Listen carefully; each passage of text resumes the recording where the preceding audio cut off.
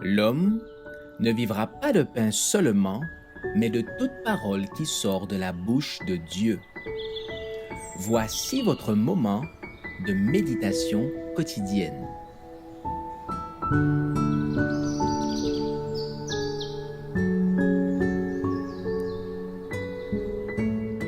Avec Dieu, chaque jour.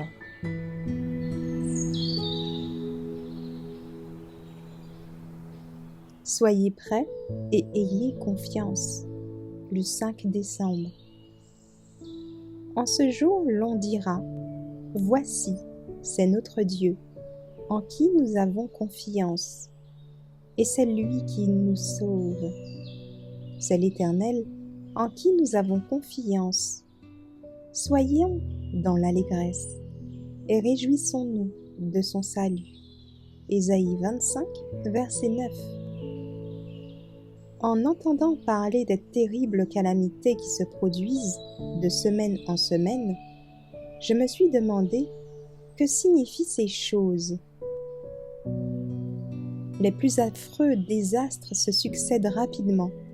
On entend parler fréquemment de tremblements de terre, de tornades, d'incendies, d'inondations, causant de grandes pertes de vie et de biens.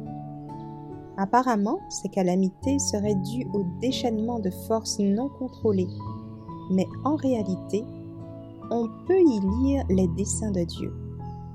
Elles comptent parmi les moyens employés par lui pour réveiller les hommes et les rendre conscients du danger qu'ils courent. Les jugements de Dieu sont à la porte. Ils constituent des avertissements solennels qui peuvent se traduire ainsi. Vous aussi, tenez-vous prêts, car le Fils de l'homme viendra à l'heure où vous n'y pensez pas.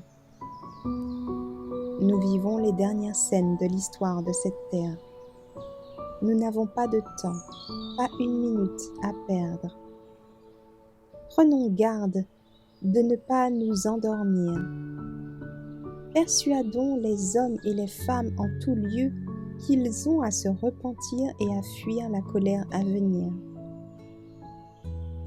Qu'ils ne tardent pas à se préparer, car nous ne savons pas ce qui nous attend. Il, le Seigneur, va bientôt venir, et il faut que nous soyons prêts à son apparition. Oh, que ce sera glorieux de le voir et d'être accueillis par lui comme ses rachetés. Si seulement nous pouvions contempler le roi dans sa beauté, nous serions bénis à toujours. Il me semble que je devrais m'écrier « En route pour la maison ». Nous approchons du temps où le Christ reviendra avec puissance et une grande gloire pour introduire les rachetés dans la demeure éternelle.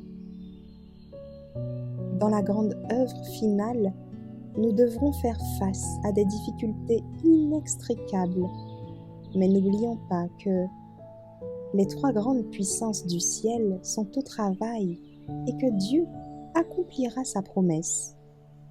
Il fera sortir du monde un peuple qui le servira dans la justice.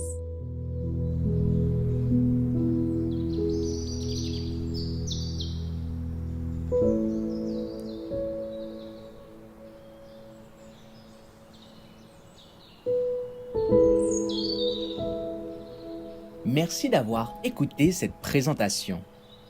Assurez-vous de nous rejoindre demain pour votre moment de méditation quotidienne avec lereste.org.